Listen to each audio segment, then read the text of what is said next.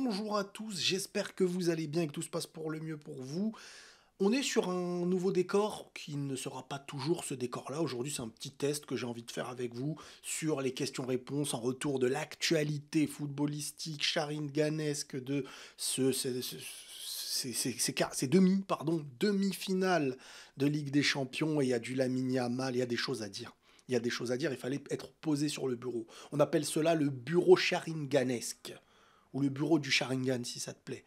Mais si ça vous plaît de temps en temps d'être posé comme ça dans des conditions du live où je suis, on va dire, plus à l'aise, peut-être qu'on va parler plus longtemps et tout, bah vous me le dites, hein, si ce décor-là, ce son, etc. vous plaît. Sinon, on revient comme d'habitude sur... de toute manière, on reviendra sur les débriefs, etc. dans l'autre contexte.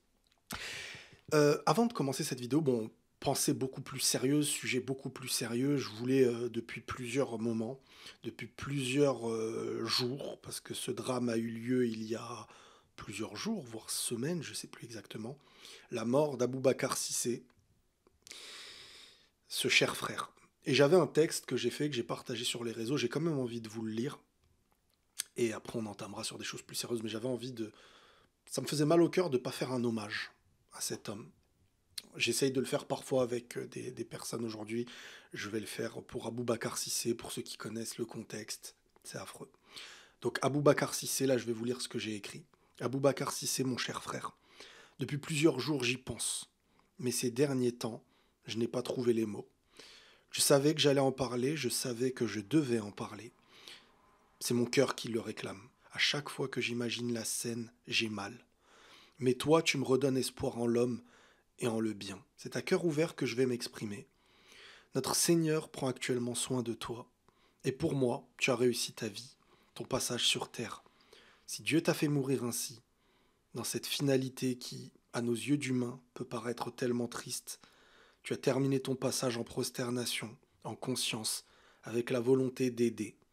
C'est bien la preuve qu'il veut te rappeler à lui tel un martyr, tel un homme qui a réussi sa vie, son test. Au final, tu es le gagnant, et nous sommes encore dans ce test, dans cette vie. C'est la volonté du Seigneur qui veut t'offrir le paradis, l'éternité, dans la joie et le bonheur. Vouloir aider, à la fois ton lieu de culte et à la fois l'homme, aura été ton dernier acte dans ce monde. Un cœur pur, en opposition au cœur sombre. Ici-bas, le bien n'a pas toujours l'apparence de la victoire, mais dans l'au-delà, c'est autre chose. La justice divine l'emportera. Je prie du fond du cœur pour toi. Tu es notre leçon de vie. Mes condoléances aussi à la famille. Donc voilà, c'est un hommage que je voulais, que ça m'attristait de ne pas avoir fait un texte, de ne pas avoir parlé de ce drame fou. Et on est tous avec la famille. On va revenir maintenant sur le football, sur quelque chose de plus joyeux, Enfin joyeux quand t'es pour le Real en ce moment. Mais sur mon Instagram, les gars, hein, mon Instagram, n'hésitez pas donc à me rejoindre, le lien est dans la description. On va revenir sur des questions que vous m'avez envoyées, hein, suite au match Barça-Inter surtout. Alors, à quel genre de tactique pourrait-on s'attendre au match retour selon toi? Je pense que l'Inter, de ce que j'entends, parce que j'entends beaucoup de gens là en ce moment dire l'Inter c'est mort, c'est fini. L'Inter, ils ont fait quand même un résultat. Alors oui, ils sont moins forts. Footballistiquement, ils sont moins bons. Mais tactiquement, Barcelone n'a pas mené une fois dans le match. Et ça, faut pas l'oublier. T'as plus de génie, t'as plus la possibilité de faire reculer, mais eux, ils ont plus la possibilité de contrer et d'être l'équipe qui reste, qui pour moi peut vraiment te montrer un match où tu as le football, mais tu peux sortir sans la gagne. Et le match aller au stade Montjuic nous l'a prouvé. Donc attention, tu vas être au stade de l'Inter, mais Adza, si je me trompe pas, tu vas être avec un stade de fou qui va les pousser.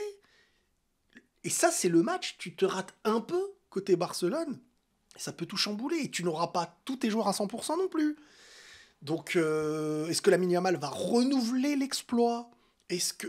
Moi, je dis, attention, beaucoup sous-estiment ce que l'Inter a fait. Attention, ils étaient à deux doigts même d'être dans la possibilité de le gagner, le match. Ça ne veut pas dire qu'ils méritaient plus que le Barça, mais dans la possibilité de fait, c'était clair, hein. Attention. Qui va se qualifier à ton avis? Honnêtement, je ne sais pas. Franchement, comme je vous dis, pour moi, s'il y a une équipe qui peut vraiment piéger le Barça, c'est l'Inter.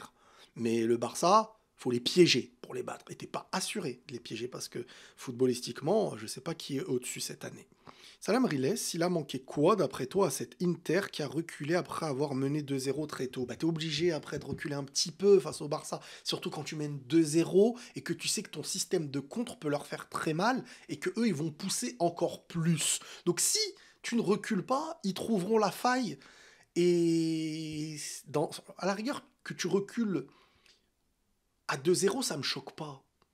C'est quand tu recules sans rien produire qui me choque. Et l'Inter faisait un match qu'il fallait. Vous savez, c'est humain de reculer parfois, hein. C'est naturel, c'est pas en mode ils veulent pas et tout, quoi. Pour toi, qui du Barça ou du PSG a le plus de chances de remporter la Ligue des Champions? Alors ça se joue à rien, hein, mais le Barça, en tout cas pour l'instant, pour moi, c'est les favoris numéro un que je mets. Ce qui ne veut pas dire qu'ils vont gagner, hein. Paris peut clairement faire le taf. Ils ont tout pour le faire, hein. Ils peuvent battre le Barça et tout pour moi. Mais je vois le Barça gagner. Tu penses que le Barça doit faire tourner samedi contre Valladolid? Ils doivent faire tourner avec une assurance de victoire. Oui, ils vont faire un peu tourner. Il y a de quoi faire légèrement tourner, je pense.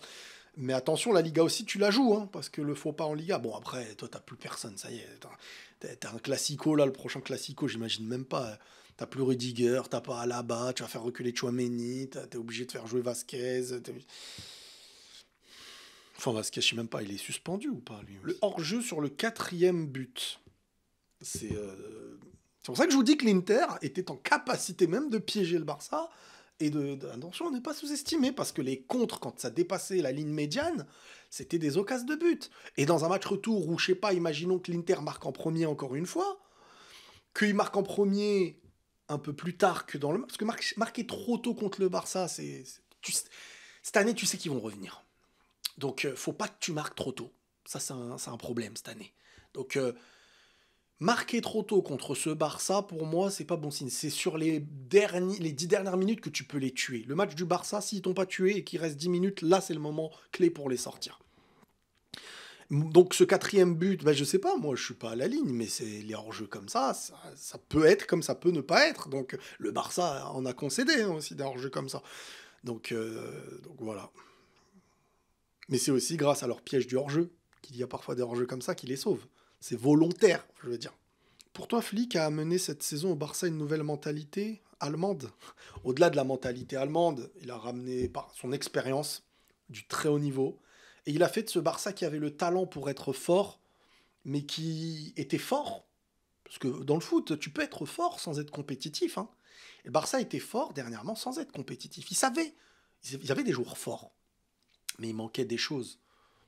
Et la compétitivité demande quelque chose de plus que d'être fort.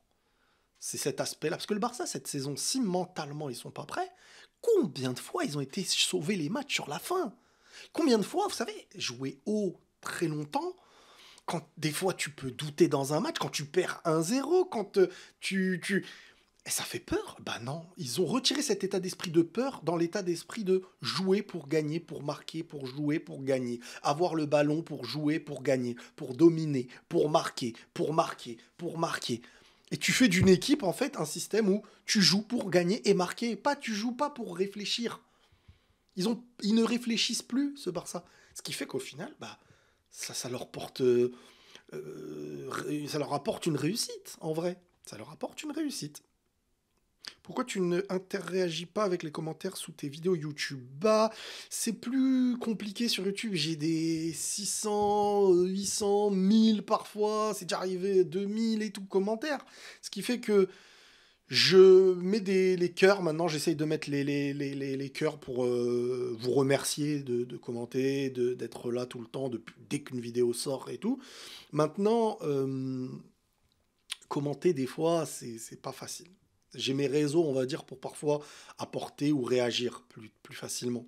Donc je suis désolé parfois si je suis pas dans l'interaction quotidienne des commentaires. Des fois je poste ma vidéo, je m'en vais, je fais ce que j'ai à faire et tout. La note de Yamal selon toi? Un bon 9, hein. Un bon 9, hein. Parce que c'est lui qui, par le talent, par la frousse qu'il met à l'adversaire. Sur mon Insta, si vous allez vous abonner et tout, j'ai posté une vidéo où j'analyse légèrement la séquence de son but. C'est hallucinant. Penses-tu au final que le réel prétendant au Ballon d'Or cette année, c'est Lamine Yamal? Ça, c'est une bonne question, les mecs. En vrai de vrai, les mecs, Lamine Yamal. Et le Ballon d'Or, si... Je vous dis un truc, hein. Vous allez me dire, il est fou, ce mec. Si Lamine Yamal met le but, là, derrière, où il met le crochet, après, il met la barre, là. S'il le marque, celui-là, pour moi...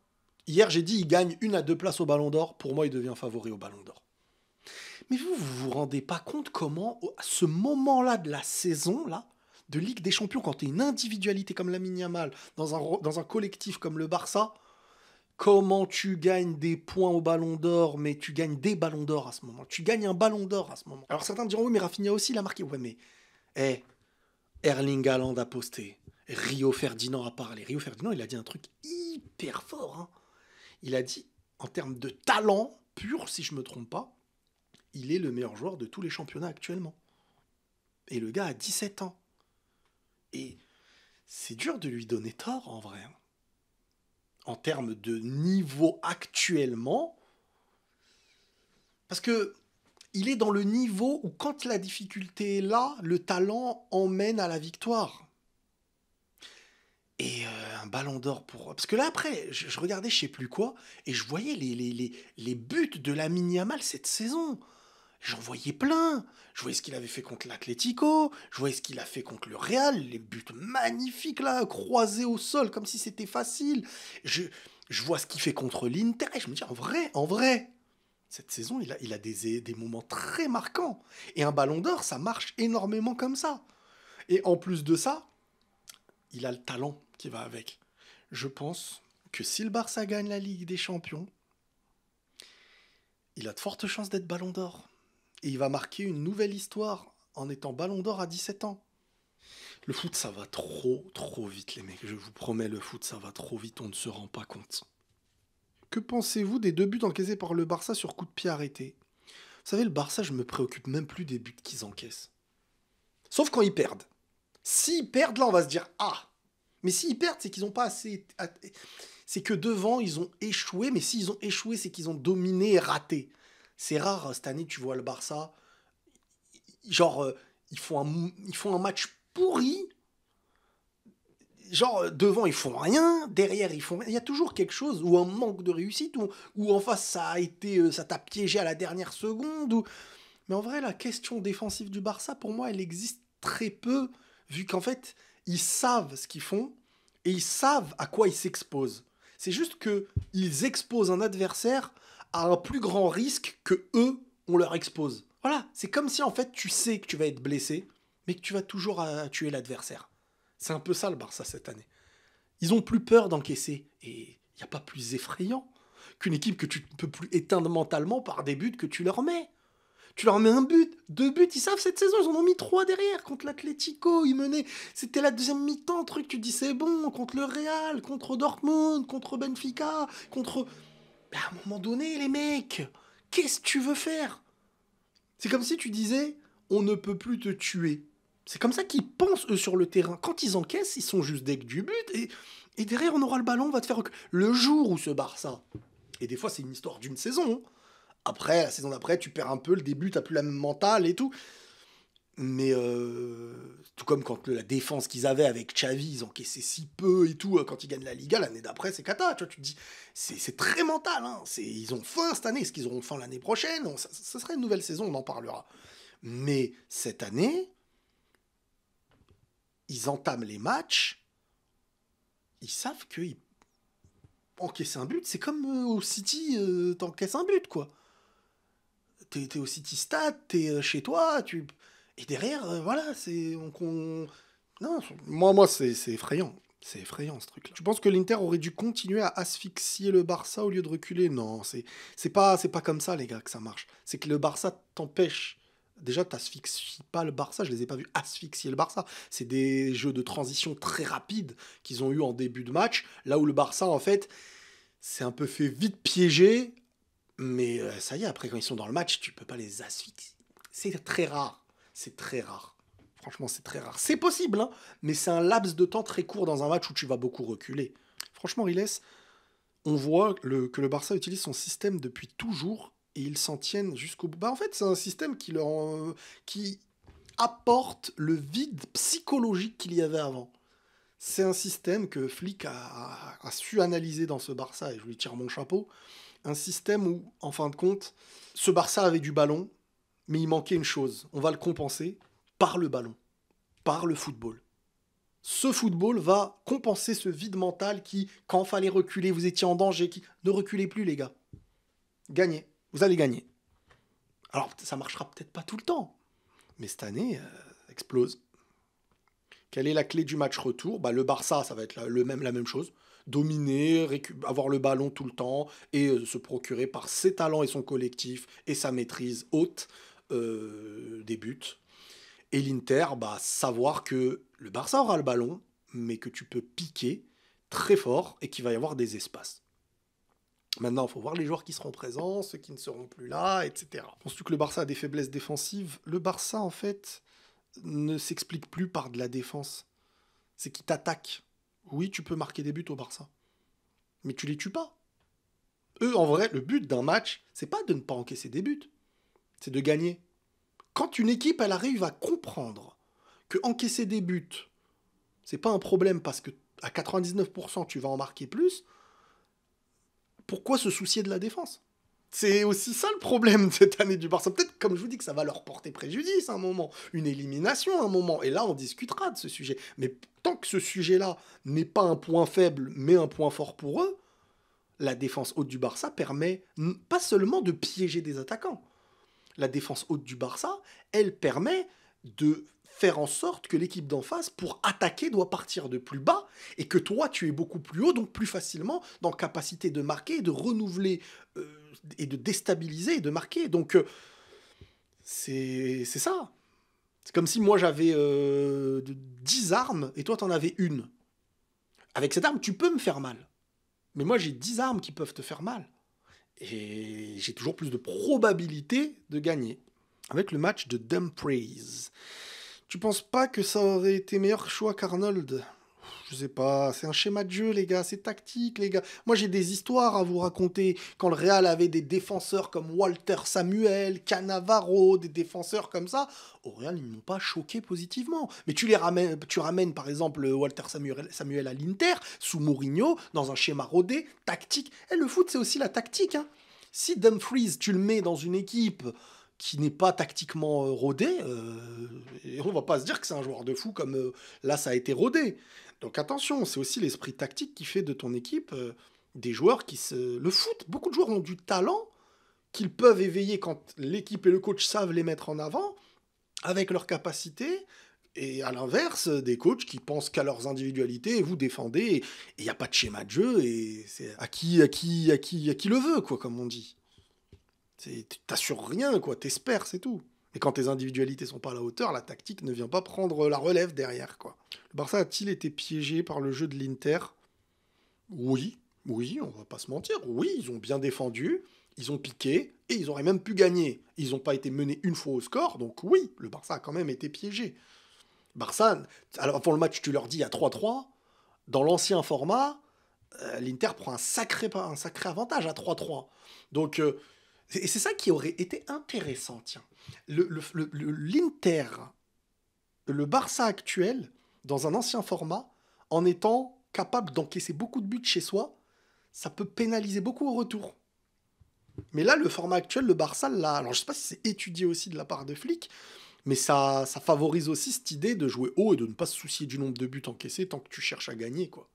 L'absence de Baldé a-t-elle été déterminante dans le match? Souvent, l'absence de Baldé, et on l'a vu dernièrement, le nombre d'actions qui se jouent sur l'aile de Baldé, quand même. Gérard Martin, GG, c'est quand même plus léger, moins rapide, moins explosif, même offensivement. C'est pas la même chose que Baldé. Non, c'est pas pareil. En plus, là, tu vas manquer... Alors, Baldé, peut-être qu'il sera de retour, mais Koundé, je crois pas. Et Koundé, cette année, c'est costaud, malgré tout. Mais bon, hein, Araujo, etc., ça peut faire le taf, hein, je vous le dis. Penses-tu que le Barça est meilleur que le Barça de Messi après 2015? Alors, il faudra juste me dire c'était quelle équipe après 2015. Mais en gros, ce Barça-là, c'est un Barça qui est... En fait, il suffit de voir. Le Barça de Messi après 2015, donc on parle de Messi qui met le coup franc contre le Liverpool, là, même Dembélé rate aussi l'action de ouf, et au retour, il se mange la remontada, même avec le corner de Alexander Arnold. En vrai, pour moi, le Barça actuel fait beaucoup plus peur aux gros et sont en meilleure capacité, même mentale, parce qu'avant, mentalement, ça s'écroulait, hein. On va pas se mentir, ça s'écroulait, ça travaillait pas autant collectivement et ça comptait beaucoup trop sur Messi. Là, tu as une équipe qui est très collective, qui est un collectif. Enfin, je veux dire, c'est une équipe compacte, haute, où tout le monde est en effort constant et tout le monde compte sur tout le monde avec plein d'individualités. Si Lamine Yamal fait pas le meilleur match, t'as Rafinha qui peut être là. T'as Lewandowski qui peut marquer le but. T'as, comment il s'appelle Pedri au milieu qui est excellent. Tout le monde est un peu, même Ferran Torres, il te fait gagner des matchs, il te marque les. Non, non, cette année, le Barça a vraiment la sensation collective qu'on voit dans certaines équipes qui seront les gagnants de la saison. Liga, Ligue des Champions, ils peuvent faire le triplé, les mecs. Ils sont pas loin d'un triplé. La Liga, c'est presque fait. La Copa, c'est fait. Et il reste la Ligue des Champions à 1-2 matchs. Et un triplé, c'est puissant, un triplé. Hein. Ça relance tout, hein. Financièrement, peut-être même ça pourrait leur faire beaucoup de bien. Le match était à haute intensité, c'était plaisant à voir. Mais moi, quand je vois le PSG d'avant-hier, là, le Barça d'hier, quand je vois vraiment le foot actuel, et je me dis, ça va tellement vite. Le Real, là, ce qu'il propose en ce moment, c'est démodé, ça y est. Tu refais la même chose plein de fois, c'est fini. Courir à 7 sur le terrain quand on a 3 qui courent pas, c'est une blague. C'est une blague. Quand tu vois Kvaratskhelia, quand tu vois... Non, c'est une dinguerie. C'est une dinguerie, les mecs, vraiment.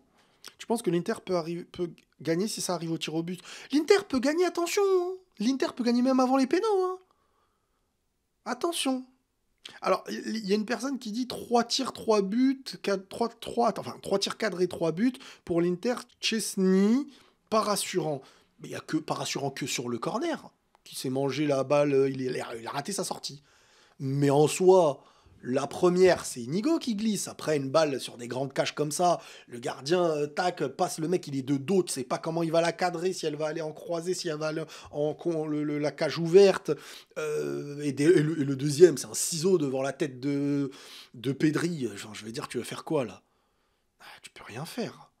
Donc il n'y a qu'une erreur sur la sortie. Après, il a fait des sorties qui étaient hyper intéressantes aussi, hein. Des sorties de zone, là, quand l'équipe elle est haute et que lui il couvre derrière, il l'a fait aussi. Attention. Par contre, le but, les gars, de Rafinha, là, sur le corner, je vous ai dit, c'est une équipe cette année. C'est pour aller au bout qu'ils sont là. Je vous garantis pas que l'année prochaine, ils fassent la même saison. Lamine Yamal est-il le meilleur joueur du monde? Ben là, en tout cas, les derniers jours, avec des performances comme ça, parce que c'est là où tu marques les points. Hein. Individuellement, là, c'est peut-être ce qui se fait de mieux dans le monde. Hein. Ah, faut le dire. Hein. Va-t-on voir un duel Lamine Yamal-Mbappé comme il y avait eu un certain Messi-Ronaldo? Je pense pas que Lamine Yamal et Mbappé seront deux joueurs qui vont se battre statistiquement en ballon d'or et tout. Mbappé, pour l'instant, vous savez, ça va vite le foot. Hein. Mbappé a encore beaucoup de choses à retrouver, à se battre. Avant, Mbappé, c'était l'individualité qu'on ressortait. Qu'il soit au meilleur niveau ou pas au meilleur niveau, on disait que le potentiel de l'individualité, on ressortait quand même Mbappé sur la nouvelle génération. Ah, c'est pas pareil, les gars, maintenant. C'est pas pareil. Maintenant, le foot va vite. Lui-même l'avait dit, si je me rappelle pas.